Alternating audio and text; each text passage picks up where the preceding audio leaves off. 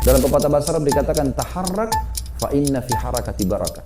Bergerak, karena setiap gerak itu akan datangkan berkah kok. Mesti kita bergerak, berusaha. Dalam pepatah bahasa Arab yang dikatakan menjadda wajad. Siapa yang berusaha dia pasti akan dapat. Ya. Kalau kita targetnya 10 minimal kita dapat 6 minimal itu. Pasti bisa. Gak mungkin tidak. Gak ada orang yang berusaha itu kosong, gak ada. Pasti akan ada sesuatu yang dia dapatkan. Bismillahirrahmanirrahim. Saudara musliman, judul kita sore ini katakan iya untuk sukses. Dan tentu ini adalah tema kami, saya pribadi yang keenam selama berada di Qatar ini. Dan ini mungkin tema kita yang terakhir tentunya di perjalanan saya ini, karena besok pagi saya akan balik ke Indonesia dengan izin Allah. Tema ini teman-teman sekalian sebenarnya sedikit menggelitik saya, dan baru saja saya susun kurang lebih 2 minggu 3 minggu yang lalu.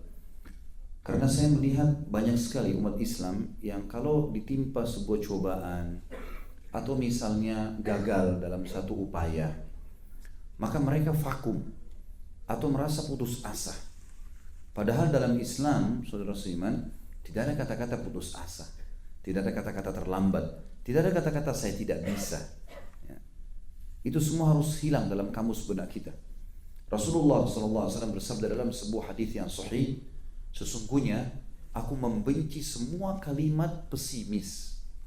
Aku tidak bisa, aku tidak mampu, kayaknya tidak akan sembuh, tidak akan menikah, tidak akan berhasil, dan seterusnya. Dan aku sangat menyukai al-fa'al. Lalu para sahabat mengatakan, apa itu al-fa'al ya Rasulullah? Kata Nabi SAW, semua kata-kata optimis. Kata-kata pesimis tadi ditolak, kata pesimis semuanya. Saya bisa, saya mampu, saya belum terlambat. Sebuah kegagalan dalam Islam itu adalah pengalaman hidup, ilmu. Dan kita tahu bahwasanya pengalaman itu adalah sebaik-baik guru. Rasulullah SAW mengingatkan kepada kita dalam sebuah hadisnya, la yalda'ul mu'min fi juhrin marratain. Tidak layak orang mukmin disengat atau jatuh di sebuah lubang 2 kali. Artinya pengalaman. Pada saat kita jalan di satu jalan, di sana ada lubang dan kita jatuh kemarin, jangan injak lagi lubang itu. Artinya pengalaman hidup, gitu kan? Itu sebuah ilmu, dan itu bukan berarti kegagalan. Itu bukan sebuah hal yang membuat kita vakum. Kalau kita selalu menggunakan prinsip teman-teman sekalian, sudah deh, saya nggak bisa, sudah coba sekali nggak bisa. Berarti kita kalau tarik ini kepada anak kecil atau waktu kita masih kecil, belajar naik sepeda pada saat jatuh luka. Kalau anak-anak kecil prinsipnya seperti kita sekarang, ya, maka tidak akan pernah ada yang bisa belajar naik sepeda. Karena semuanya pasti jatuh dulu. Ternyata jatuh itu memotivasi dia untuk lebih bisa dan berhasil. Kenapa kita waktu kecil punya prinsip sukses, sekarang tidak? Karena sebenarnya harusnya seperti itu teman-teman sekalian. Semua cobaan yang datang itu untuk dihadapi. Dan Rasulullah SAW bersabda, Allah tidak akan menguji hambanya melampaui kapasitasnya. Gak ada cobaan kita yang tidak bisa kita lalui. Allah mau kita bermuhasabah. Kalau kita sudah benar, pertahankan. Kalau kita salah, kita muhasabah. Gak ada salahnya kita minta maaf dan memperbaikinya. Bukan aib dalam Islam. Makanya Imam Adz-Dzahabi rahimahullah memasukkan dalam buku beliau Al-Kabair atau dosa-dosa besar, putus asa, vakum, malas-malesan, merasa tidak bisa. Allah Subhanahu wa taala memotivasi kita teman-teman sekalian untuk selalu maju, sukses. Dan sukses itu teman-teman sekalian pada saat seseorang bisa mengambil pelajaran dari hidupnya, kemudian dia mendongkrak dirinya untuk menjadi orang yang berhasil. Tidak ada orang yang kaya raya teman-teman sekalian dalam hitungan 1-2 hari. Mereka juga melalui proses. Tidak ada orang yang pintar tiba-tiba hanya belajar 1-2 hari. Mereka melalui proses. Tidak ada orang yang berhasil menetralkan rumah tangganya kecuali melalui proses. Karena adaptasi 2 orang yang berbeda karakter, berbeda pola makan, pola hidup, maka butuh waktu. Kalau bahasa saya, nikmati prosesnya. Nikmati prosesnya. Itu penting sekali. Karena kalau tidak maka tidak bisa. Kita akan lihat saudaraku seiman, peringatan dari Nabi SAW dalam sebuah hadis yang sahih. Beliau bersabda, kalau seandainya di tangan seseorang di antara kalian ada tanaman, bibit tanaman, dan dia tahu besok kiamat, tetap dia tancapkan. Tetap dia tancapkan. Apa maknanya ini teman-teman sekalian? Maknanya tidak ada kata-kata putus asa. Ibnu Umar radhiyallahu anhu di umur beliau yang sangat tua, sudah mendekati 100 tahun, beliau menanam pohon kurma. Pohon kurma mirip pohon kelapa. Sekian tahun baru berbuah, gitu kan? Maka orang-orang di sekitarnya tanya, "Hai Ibnu Umar, kenapa Anda tanam pohon ini? Anda sudah sangat tua, Anda tidak akan bisa menikmati hasilnya." Apa jawaban beliau? "Saya menanamnya bukan untuk saya, tapi untuk generasi setelah saya, sehingga saya bisa mendapatkan amal jariah dari mereka."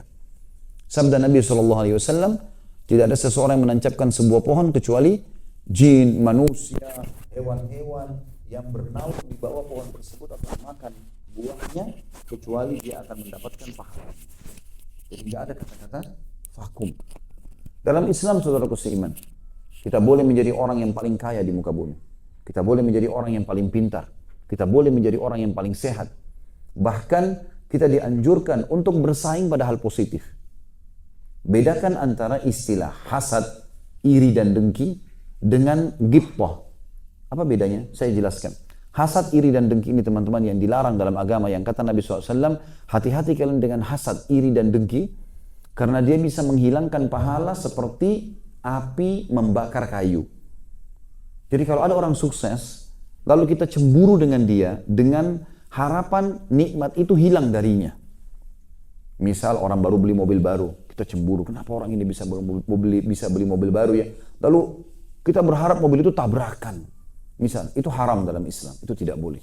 Itu hasud namanya, nggak bisa. Tapi ada ghibthah, mirip dengan itu, tapi boleh. Kata Nabi SAW, tidak boleh orang ghibthah atau hasud ini, ya, kecuali dalam dua keadaan. Tidak boleh orang iri kecuali dua keadaan. Seseorang yang Allah karuniahi Al-Quran, dan dia sibuk menghafalnya, membacanya pada siang dan malam hari. Itu orang wajar kita cemburui. Dan seseorang yang Allah karunia harta kaya raya, lalu dia sibuk menghabiskan di jalan Allah di pagi dan malam hari.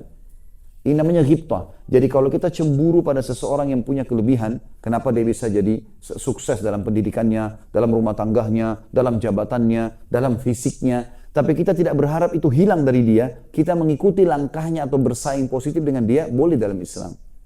Boleh. Sekarang adik saya berhasil buka sebuah perusahaan. Saya sebagai kakaknya mengatakan, saya juga harus buka ya. Kenapa adik saya bisa? Sebagai cambuk atau motivasi, itu namanya ghibthah. Boleh dalam Islam. Yang tidak boleh kalau kita sekali lagi berharap nikmat itu hilang dari dia. Renungi teman-teman sekalian firman Allah Subhanahu wa taala dalam Al-Qur'an. Dalam surah Al-A'raf ayat 32, Allah berfirman, "A'udzu billahi minasyaitonir rajim. Qul man harrama zinatallahi allati akhraja li ibadihi wat tayyibati minar rizq. Qul hiya lil ladzina amanu fil hayatid dunya khalisatan yaumal qiyamah." Al-ayat. Katakanlah hai Muhammad kepada para pengikutmu, kepada manusia semua, siapa yang berani-berani mengharamkan perhiasan, kenikmatan, makanan, minuman, tempat tinggal, pendidikan, prestasi-prestasi tertinggi di dunia yang telah Allah keluarkan atau tetapkan bagi hamba-hambanya sebagai rezeki yang baik-baik buat mereka. Boleh kita jaga nama harum kita dengan kejar titel tertinggi pendidikan, boleh kita menjadi seorang pedagang yang hebat, boleh menjadi seorang pejabat yang hebat, boleh menggunakan pakaian yang terbaik. Islam tidak pernah suruh kita pakai baju kumuh, tidak pernah suruh kita makan roti kering, tidak pernah suruh kita untuk hidup susah-susah. Enggak. Islam suruh kita menjadi orang yang mampu. Bahkan dalam Islam, kalau dicari mana yang lebih afdal, orang kaya atau orang miskin, dan dua-duanya saleh, maka dikatakan orang kaya saleh. Kenapa teman-teman sekalian? Semua ayat jihad, Allah mulai dengan bi amwalikum wa anfusikum. Dengan harta kalian dan jiwa kalian. Harta didahulukan, bukan jiwa. Artinya orang punya harta itu luar biasa. Rasulullah SAW setiap kali ada jihad, maka beliau paling pertama panggil sedekah. Harta dulu, baru susun pasukan untuk berperang. Ini penting. Sekarang teman-teman sekalian, pernah ada sahabat Nabi yang miskin datang kepada baginda Nabi SAW lalu berkata, "Ya Rasulullah, teman-teman kami yang kaya, yang sukses nih, mereka mendapatkan pahala-pahala kami bahkan lebih. Karena kami sholat, mereka sholat, kami puasa, mereka puasa sama, tapi mereka punya ekstra pahala karena mensedekahkan harta mereka kepada kami. Kami nggak punya itu, kami nggak bisa sedekah kepada mereka. Beritahukan kami amalan yang kalau kami kerjakan bisa minimal menyamai pahala mereka." Apa kata Nabi SAW? Bacalah Setiap habis sholat, subhanallah 33, alhamdulillah 33, Allahu Akbar 33. Amalin. Itu bisa menyaingi atau menyamai pahala orang yang bersedekah. Ternyata diamalkan oleh para sahabat miskin nih. Gak lama kemudian datang lagi, ya Rasulullah. Sahabat-sahabat miskin datang lagi, ya Rasulullah. Sahabat-sahabat kami yang kaya mendengar hadis Anda. Artinya mereka amalkan tuh.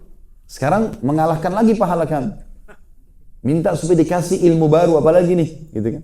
Apa jawaban Nabi SAW? Dzalika fadlullahi yu'tihi man yasha. Itu karunia Allah yang Allah berikan kepada siapa yang dia inginkan. Maksudnya apa? Bersainglah, gitu loh. Silahkan kejar sukses, kejar kekayaan, kejar kepintaran, harus bisa, gitu kan? Ini poin penting yang harus kita garis bawahi teman-teman. Orang Islam tidak disuruh vakum. Sekarang kita kalau sholat di masjid, kalau kita masing-masing masuk masjid, dapat pahala masing-masing. Tapi saya bisa dapat pahala ekstra. Gimana? Saya ajak teman saya. Ayo sholat ya di masjid, sama-sama ke masjid. Saya dapat misalnya 10 pahala, dia dapat 10 pahala. Tapi saya dikasih sama Allah 10 plus seperti pahala dia tanpa dikurangi pahala dia. Karena saya mengajak dia. Kan gitu. Makin banyak saya ajak, maka makin banyak pahalanya. Imam yang mengimami kita sholat, panen pahala satu masjid.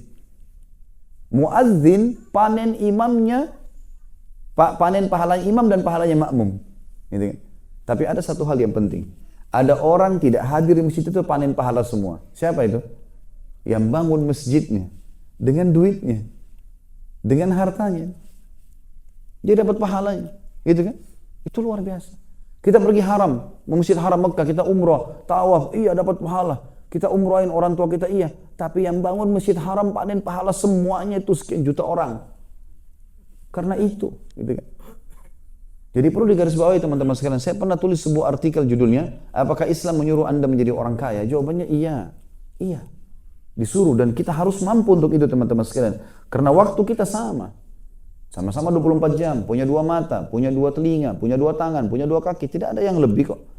Kalau orang-orang kaya itu punya, atau orang yang sukses dalam pendidikan, gelar doktor, profesor, mereka itu punya waktu 27 jam, lebih 2 jam dari kita, masuk akal mereka melebihi kita. Enggak sama kok. Gitu kan? Hanya mau, yang penting mau saja. Dan ada satu penyakit yang harus dijauhi, penyakit al-malas. Nah, ini penyakit berbahaya. Rasulullah SAW selalu berlindung darinya. Bahaya sekali. Lalu kata Allah SWT lanjutan ayatnya, katakanlah, itu semua aku siapkan kata Allah untuk orang-orang yang beriman di dunia dan juga di akhirat nanti dimurnikan buat mereka. Maksudnya di dunia bisa saja dia bersaing sama orang kafir, sama-sama kaya, tapi di akhirat mereka saja yang mendapatkan semua kenikmatan itu. Juga dikatakan oleh Allah Subhanahu wa taala dalam surah Jum'ah tentang salat Jumat ayat 10. A'udzu billahi minasyaitonir rajim. فَإِذَا قُضِيَتِ الصَّلَاةُ فَانْتَشِرُوا فِي الْأَرْضِ وَابْتَغُوا مِنْ فَضْلِ اللَّهِ وَاذْكُرُوا اللَّهَ كَثِيرًا لَعَلَّكُمْ تُفْلِحُونَ. Kalau kalian selesai mengerjakan salat Jumat atau salat wajib yang lain, maka fantashiru fil ard, bersebarlah di muka bumi, menyebarlah, bekerjalah. Apa maknanya di sini? Kenapa dikatakan bekerja kata ulama tafsir? Karena Allah bilang wabtagu min fadlillah, dengan cara mengejar karunia-Nya Allah. Kejar tuh rezeki-rezeki, kejar tuh prestasi-prestasi dunia. Dan kata Allah SWT, wadhkurullaha katsiran la'allakum tuflihun. Dan pada saat kalian bekerja, banyak berzikir kepada Allah. Ingat, halal halal, haram haram. Halal nikmati, haram tinggalkan. Agar kalian beruntung. Sebesar apapun keuntungannya, tinggalkan kalau itu haram, dan kejar keuntungannya kalau memang itu halal. Nikmati. Dan saya sudah pernah jelaskan teman-teman sekalian, dan saya reviewkan lagi, sesuatu yang haram itu lebih sedikit daripada yang halal. Halal itu banyak. Maka untuk apa kita masuk ke yang haram? Kalau Allah haramkan babi, Allah ganti dengan sapi, ayam, kelinci, rusa, kambing, semua hewan di air. Lalu untuk apa babi? Haram itu sedikit itemnya. Haram khamr, Allah ganti susu, madu, sirup, air putih, banyak gantinya. Allah haramkan zina, Allah ganti dengan nikah. Gitu kan? Ada gantinya. Kalau kita diberikan syahwat lalu Allah tidak, kita punya syahwat mau makan, mau minum, ya, mau bekerja, mau berhubungan interaksi sama lawan jenis, lalu Allah tidak berikan solusi, mungkin wajar orang melanggar. Ini enggak. Gitu. Yang halal banyak, yang haram itu sedikit sekali. Untuk apa kita masuk ke sana? Kita dengarkan teman-teman sekalian, sabda Nabi SAW yang memotivasi kita untuk selalu sukses ya, adalah hadis Nabi SAW yang sahih riwayat Bukhari. Kata beliau, ma akala ahadun ta'aman khairan min an ya'kula min amali yadihi. Wa inna nabiyallahi Dawud kana ya'kulu min amali yadihi. Tidak ada sesuatu yang paling berkah, mulia daripada seseorang memakan dari hasil keringatnya sendiri. Dan ketahuilah, kata Nabi SAW, ya, bahwasanya nabinya Allah Daud selalu makan dari hasil keringatnya. Bukan mengemis sama orang, enggak, bekerja. Kita mulia. Ingat teman-teman, jangan pernah membuka pintu kemisan, mengemisin. Kata Nabi SAW, tidak ada seseorang yang membuka pintu iffah, kemuliaan, dia mau dapat hasil tapi dengan kerja. Ya. Kecuali Allah bukakan pintu kekayaan. Dan tidak ada orang yang membuka pintu mengemis, mau minta tapi tidak mau berusaha ini. Ya. Kecuali Allah bukakan pintu kemiskinan. Nggak boleh dalam Islam ini. Ya. Kemudian juga dalam riwayat Imam Muslim dikatakan, kana Zakaria alaihissalam najjaran. Ketahuilah, kata Nabi SAW, Nabi Zakaria adalah seorang tukang kayu. Bukan aib, yang penting dia profesional di bidangnya, akan mendatangkan income. Ya. Kemudian juga dikatakan dalam riwayat lain, An Idris kana khayyatan yatasaddaqu bi fadli kasbi. Nabi Idris alaihissalam adalah seorang tukang jahit dan dia bersedekah dari hasil, ya, jahitannya itu, keuntungan jahitannya. Orang juga kalau mahir dan profesional, dia dalami ilmunya, maka insya Allah dia akan dapat keuntungan yang besar di situ. Juga Nabi Muhammad SAW bertransaksi dan berjual beli, dan beliau terus saja bertransaksi teman-teman sekalian sampai masa kenabian dinobatkan. Dari umur 21 tahun sampai 40 tahun, 19 tahun Nabi SAW berdagang dan sukses. Tidak ada orang yang sukses beliau di Mekah pada saat itu. Pada saat beliau mulai berdagang, orang-orang Mekah banyak membawa duit dari Mekah ke negeri Syam. Beli barang, nanti barang itu dibawa ke Mekah lagi untuk dijual. Jadi cuma sekali transaksi. Beli di Syam, jual di Mekah. Nabi SAW waktu membawa harta-harta orang Mekah termasuk Khadijah sebelum menikah dengan beliau alaihissalatu wassalam, Nabi SAW membeli dengan harta itu semua produk Mekah. Jadikan duit semua, produk dibawa ke negeri Syam, dijual di negeri Syam, untung beli barang Syam dibawa ke Mekah. Sampai akhirnya Rasulullah SAW menjadi orang yang kaya raya. Dan keliru orang yang mengatakan Nabi SAW miskin. Keliru sekali. Waktu beliau menikahi Khadijah, maharnya Khadijah 21 ekor unta. Antum di sini tahu mungkin harga unta. Kalau yang bagus bisa 10.000 real harganya. Yang besar. Dan dikasih di sini, Nabi SAW kasih unta betina merah. Itu unta yang paling mahal. Kalau di Saudi mungkin sekitar 10.000 real harganya. Di sini mungkin sama, kurang lebih. Kurang lebih begitu teman-teman. Bayangkan kalau kali 25 ekor. Ya. Berapa mahar Nabi SAW kepada Khadijah? Ratusan juta. Yang kita kadang-kadang di Indonesia cuma kasih perangkat alat sholat. Gitu. Nabi SAW kasih dengan begitu. Ya. Nabi SAW teman-teman sekalian menggunakan baju yang bagus, kain katun dari Yaman. Nabi SAW makan daging kambing. Dalam riwayat Bukhari beliau paling gemar makan daging kambing. Dan beliau paling suka sarit. Sarit itu adalah roti gandum ditaburi kari kambing di atasnya. Dan itu makanan favorit pada saat itu. Tidak pernah ada riwayat menyebutkan Nabi SAW makan roti kering. Sebagaimana sebagian orang begitu. Begitu kenal agama, pakaiannya jadi kotor, penampilannya jadi kotor, bau badannya ada, masjidnya kotor. Ini kenapa jadi berubah begini? Mestinya makin dekat dengan agama maka makin bagus kan? Mestinya. Tapi ini enggak. Kok malah jadi jorok ini? Gitu kan? Ini keliru. Ya. Saya punya pengalaman subhanallah. Istri saya mu'allaf, ya, masuk Islam. Awal dia setelah masuk Islam, saya carikan kegiatan. Kebetulan dia punya keterampilan di salon gitu. Kemudian saya bukain untuk akhwat-akhwat yang sudah belajar taklim saja. Ini cerita waktu saya masih di Makassar tahun 1990, tahun 2000 lah. Pas balik dari Madinah waktu itu. Sekitar 17 tahun yang lalu. Maka dia baru masuk Islam, belum terlalu tahu gitu, baru masa belajar. Datanglah banyak akhwat-akhwat kita pakai jilbab besar, pakai cadar, masuk di salon. Udah di rumah di teras biasa di dalam ruangan yang cukup lumayan lah besar. Setelah itu dia mau tanya saya, tapi dia malu karena dia tahu ini dia Nasrani, tadinya masuk Islam. Dia mau tanya tapi dia malu gitu. Lalu dia bilang, maaf ada yang saya mau tanya. Silahkan, saya bilang, apa yang mau ditanya? Dia bilang, apa memang dalam Islam tidak diajarkan orang harus bersih? Saya tanya, kenapa? Dia bilang ini akhwat semua yang datang ke sini pakai jilbab besar ini begitu buka ketombenya banyak, kutunya banyak, rambutnya bau gitu kan. Kok malah pakai jilbab besar malah begini nih hasilnya gitu. Justru mestinya dia lebih rapi dan lebih bersih kan. Teman-teman sekalian, Ka'ab bin Malik radhiyallahu anhu sahabat Nabi yang mulia pernah lewat di depan rumah Nabi SAW tidak sengaja lewat. Beliau lihat bulan purnama lagi terang, indah sekali. Saking indahnya sampai Ka'ab tidak mau mengalihkan pandangan matanya. Dia bilang luar biasa nikmatnya melihat bulan purnama itu. Gak sengaja ini depan rumah Nabi SAW. Dia bilang tiba-tiba Nabi SAW buka pintu rumahnya. Beliau lagi keluar, baru habis mandi, menyisir rambutnya dengan rapi ke belakang. Beliau menggunakan jubah berwarna merah, ada garis-garis hitamnya. Maka saya lihat ke arah Nabi SAW. Saya temukan Nabi lebih indah daripada bulan itu. Nabi SAW jaga kebersihan. Beliau selalu menggunakan minyak wangi. Bahkan para sahabat mengatakan kami kalau salaman dengan Nabi SAW kami temukan baunya sampai 3 hari. Kadang-kadang minyak wangi Nabi SAW menetes dari rambutnya alaihissalam. Dan beliau mengatakan dicintakan untukku dunia ini karena adanya wanita yang untuk disayangi. Ada istri, ada ibu, ada adik, ada anak perempuan. Dan minyak wangi. Wangi-wangian. Nabi SAW suka menggunakan siwak sehingga giginya bersih. Gitu kan. Jadi ini harus dijaga teman-teman sekalian.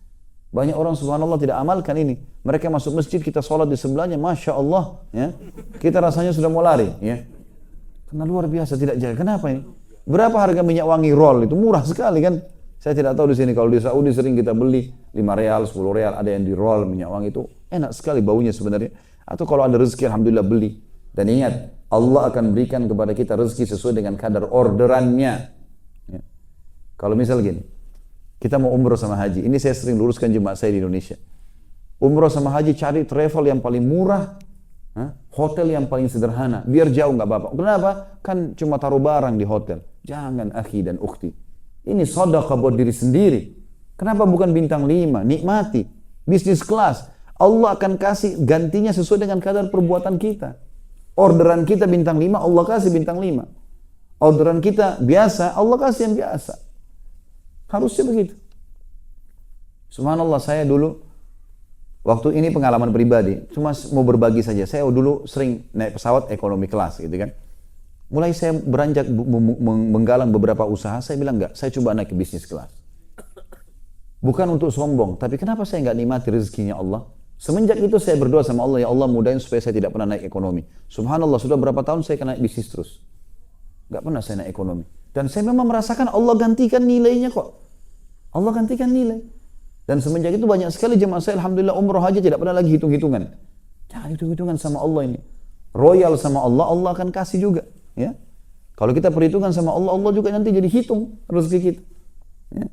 Kalau sedekah di jalan Allah besar. Celengan masjid lagi lewat, saya tidak tahu di sini. Kalau antum di sini tidak ada celengan ya. Kalau di Indonesia kan banyak celengan masjid nih. Banyak orang kita kasih 2.000 itu apa? Minta kesehatan, keturunan, selamat dari neraka, masuk surga. 2.000 rupiah. Ini luar biasa nih. Ya? Mau dapat ikan paus, pakai kapal tanker. Ini enggak, pakainya kail kecil. Enggak bisa lah. Ya. Seperti itulah. Jadi di jalan Allah harus tidak boleh perhitungan teman-teman sekalian. Nabi SAW juga motivasi dalam hadis yang lain riwayat Bukhari. Li'an ya'khudha ahadukum abhulah. Thumma ya'til jabal. ثم يأتي بحزمة من حطب فيبيعها فيستغني بثمنها خير له من أن يسأل الناس أعطوه أو منعوه. Seseorang di antara kalian mengambil potongan-potongan tali, kemudian dia mendatangi gunung, riwayat lain dia mendatangi hutan, lalu dia mengumpul ranting-ranting kering, lalu dia ikat dan dia pikul di pundaknya, kemudian dia jual di pasar dan dia pakai keuntungannya untuk dia muliakan dirinya, jauh lebih baik daripada dia meminta-minta kepada orang, mengemis, dikasih atau tidak dikasih. Sa'id bin Musayyib rahimahullah juga, Sa'id bin Musayyib rahimahullah salah satu ulama tabi'in berkata, kana ashabu Rasulillah SAW yatjaruna fi bahr Rum. Ketahuilah, semua sahabat-sahabat Rasulullah SAW setelah Rasulullah meninggal, mereka semuanya pada berdagang, sampai-sampai mereka berdagang di atas lautannya bangsa Romawi. Para sahabat Nabi berusaha, bekerja. Disebutkan dalam riwayat lain Umar bin Khattab berkata, "Ta'allamul mihna fa innahu yushiku an yahtaja ahadukum ila mihnati." Dalami keterampilan itu. Selalu punya keterampilan dan jangan vakum kepada satu keterampilan saja. Kuasai sekian banyak. Karena pasti seseorang di antara kalian akan terbantukan dengan keterampilannya itu. Abu Darda radhiyallahu anhu membuka sebuah rumah makan di Madinah. Dan saking luar biasanya beliau selalu masak sendiri, ingin supaya maju, sampai wajah beliau hitam karena kena arang atau asapnya masakan tersebut. Kemudian Abu Bakar juga dikatakan oleh Aisyah radhiyallahu anha adalah atjarul Quraisy, atjara Quraisy, pedagang yang paling ulungnya Quraisy, hatta dakhala fil imarah, sampai dia masuk ke kancah politik untuk menjadi khalifah, baru beliau tinggalkan. Juga Qais bin Asim rahimahullah. Qais bin Asim ini salah satu ulama tabi'in, berkata kepada anak-anaknya pada saat akan meninggal, alaikum bil mal wastina'ah. Kalian harus cari harta itu, prestasi dunia itu, dan harus kalian kembangkan. Fa'innahu mambahatul karim. Karena sesungguhnya prestasi-prestasi itu, harta, jabatan, nama yang baik, yang pendidikan yang tinggi kalau kita sekarang, itu adalah kemuliaan seseorang. Wa yustagna bihi 'anil la'im, dan juga bisa menolong agar tidak dihina. Wa iyyakum wal mas'alah, dan jangan pernah kalian mengemis dan malas-malasan. Fa innaha akhiru kasbatir rajul. Karena itu kalau terakhir sekali sudah tidak ada jalan keluar, orang sudah bangkrut atau kena banjir, badai, segala macam, stroke, gak bisa lagi bekerja, maka terakhir baru dia buka pintu minta. Jadi tidak boleh orang dalam keadaan sehat membuka pintu itu. Sa'id bin Musayyib juga mengatakan rahimahullah, la khaira fi man la yatlubul mal. Enggak ada kebaikan bagi seorang muslim yang tidak mencari harta. Mencari harta, prestasi dunia. Yaqdi bihi dainah, dengan harta itu dia akan melunasi utang-utangnya. Wa yasunu bihi irdah, dan dia muliakan nama baiknya. Wa yaqdi bihi zimamah, dan dia juga menguatkan kehidupannya, maksudnya mengatur dengan rapi kehidupannya. Wa in mata taraka mirathan liman ba'dah, dan kalau dia mati bisa jadi warisan bagi ahli warisnya. Mulia semuanya. Ad-Dahhak bin Muzahim rahimahullah, salah satu tabi'in, berkata, syaraful mu'min salatun fi jawfil laili wa izzuhu istignahu anin nas.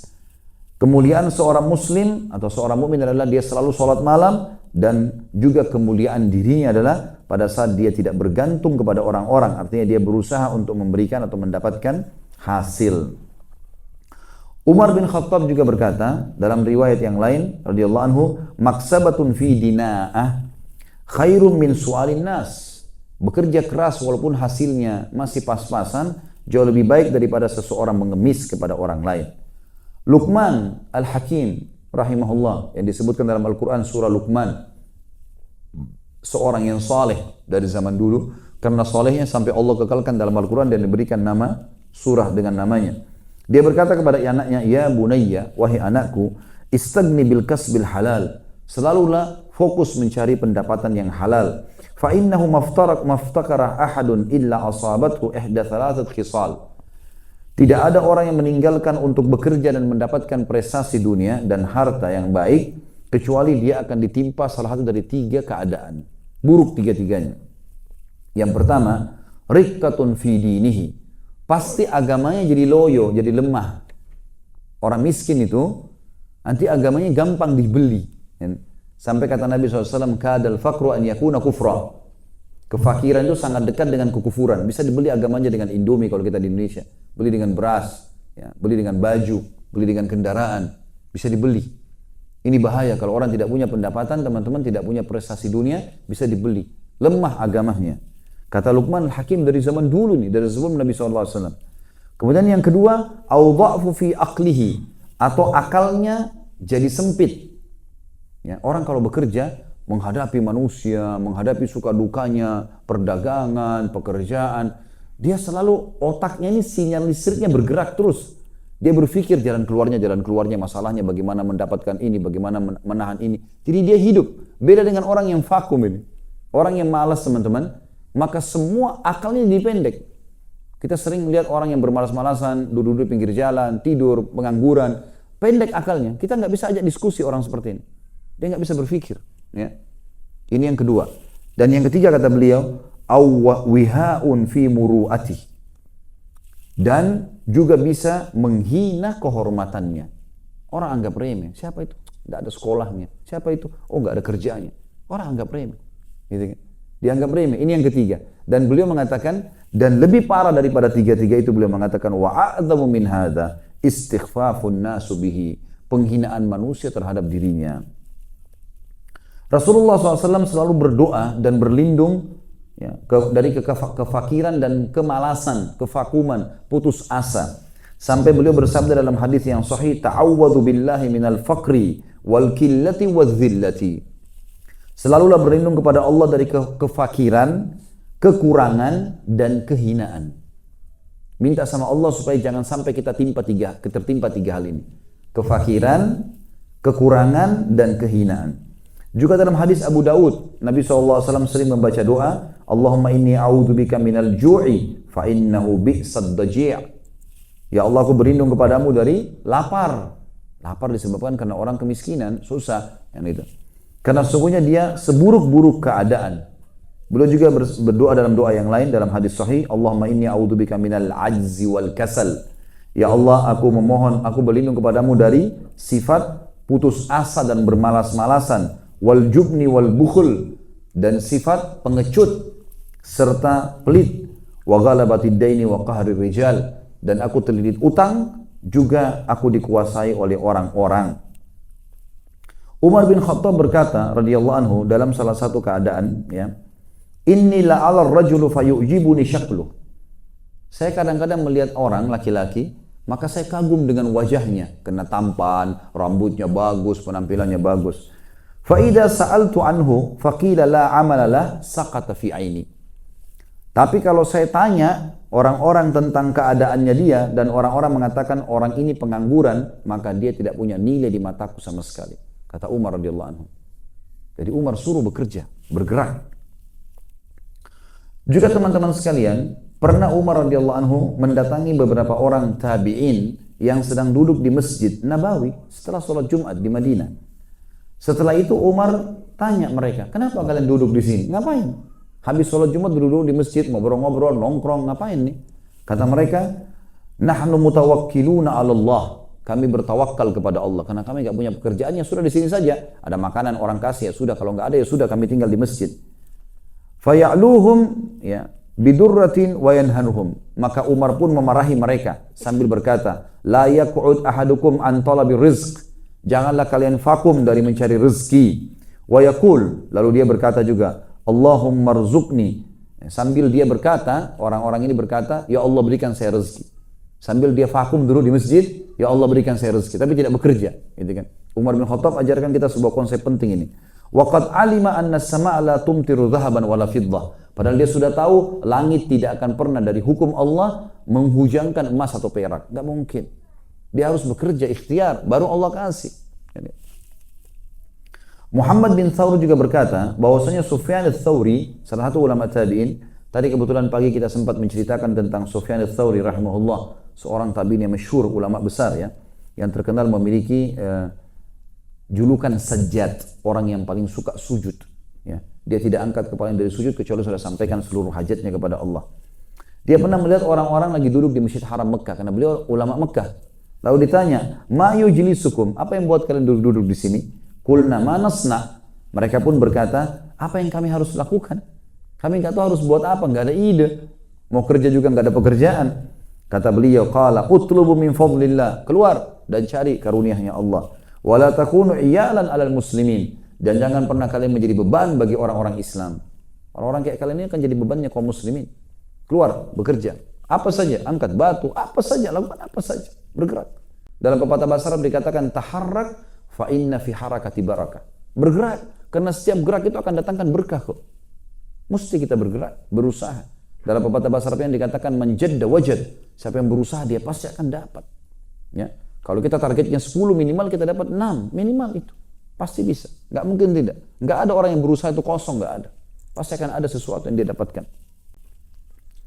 Kemudian juga dikatakan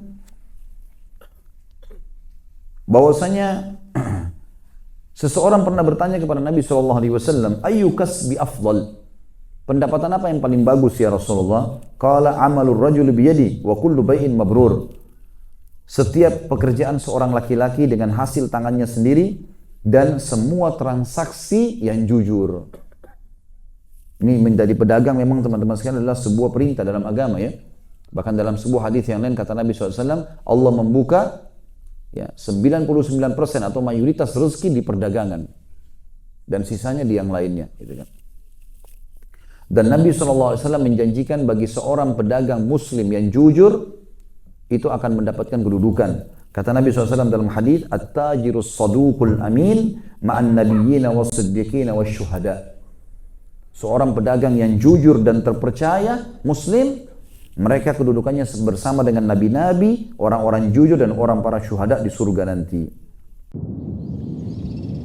Alhamdulillah, semoga channel Masih Lurus bersama Ustadz Khalid Basalamah kali ini bisa membawa manfaat, menambah ilmu, serta ketakwaan kita kepada Allah. Wassalamualaikum warahmatullahi wabarakatuh.